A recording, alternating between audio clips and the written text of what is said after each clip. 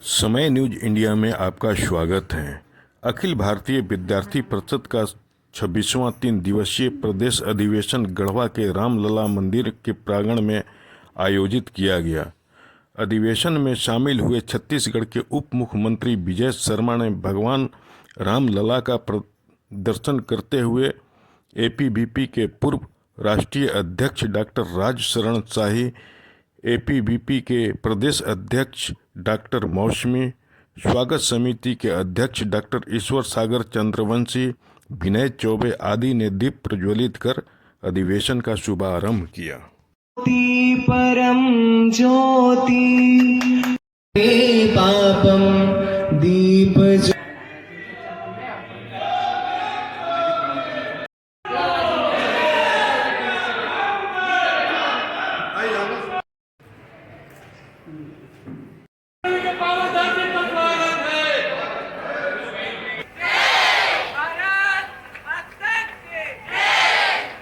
मोर्चा छत्तीसगढ़ के प्रदेश नक्सलियों को मुख्य धारा में लाने का प्रयास।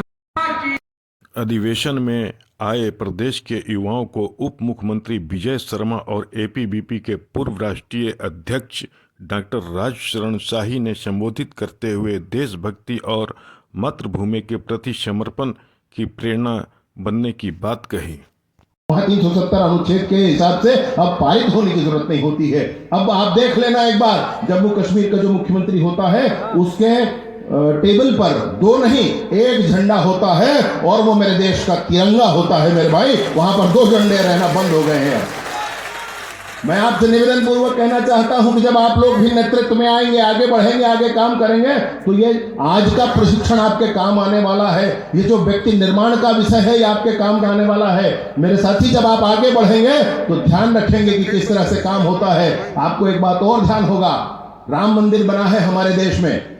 हमारे देश में राम मंदिर बना है, ये तो पूरे भारतीय समाज का संकल्प था और भारतीय समाज के इस संकल्प ने भी पीढ़ियों की दूरियां तय की। आपको ध्यान होगा, आप निकालकर गूगल देखिएगा कि इजराइल कैसे बना। इजराइल कैसे बना था? इजराइल देश, वहां पर अनेक आक्रमण होते रहे। वहां पर मुस्लिमों ने भी खूब आक्रमण किया और इन लोगों ने, ईसाइयों ने आक्रमण किया। पूरा इजराइल से यहूदी भाग गए दुनिया के दूसरे देशों में। दुनिया के दूसरे देशों में भागने वाले इजराइल के यहूदी, एक अभियान हुआ, एक आंदोलन हुआ, उसके बारे में लंबी चर्चा नहीं करेंगे, लेकिन उस आंदोलन के माध्यम से यहूदी फिर वापस आए इजराइल में और 1948 में इजराइल नाम का देश बना, यहूदियों का देश बना। ये इस बात का फिर से प्रमाण है कि जब समाज संकल्प लेता है तो पीढ़ियों की दूरियां तय करके भी समाज अपने उस संकल्प को पूरा करता है। वैसे ही मेरे यहां मेरे मान बिंदु को दमित करने वाले, हमारे राम मंदिर को तोड़ करके वहां मस्जिद बनाने वाले, उस संकल्प को समाज ने लिया था कि ये तोड़ करके यहां भव्य मंदिर बनाया जाएगा। और उस संकल्प को 500 साल के बाद भी भारत के जनमानस ने, भारत के समाज ने पूरा करने का काम किया।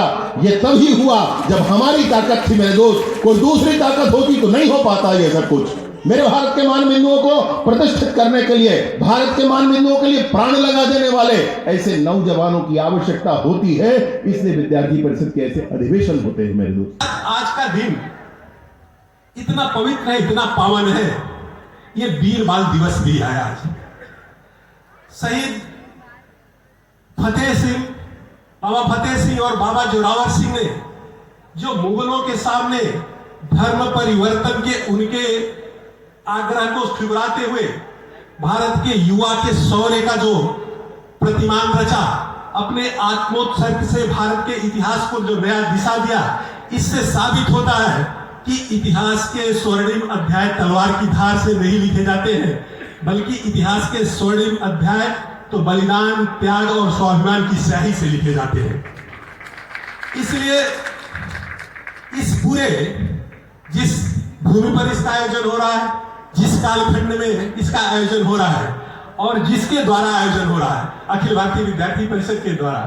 अखिल भारतीय विद्यार्थी परिषद एक छात्र संगठन की साधारण यात्रा नहीं है, एक अधिष्ठान की यात्रा है, एक विचार की यात्रा है, भारत भक्ति की यात्रा है, भारत के यशस्वता की यात्रा है और भारतीय संस्कृति को विश्व पटल पर प्रतिष्ठित करने की यात्रा है।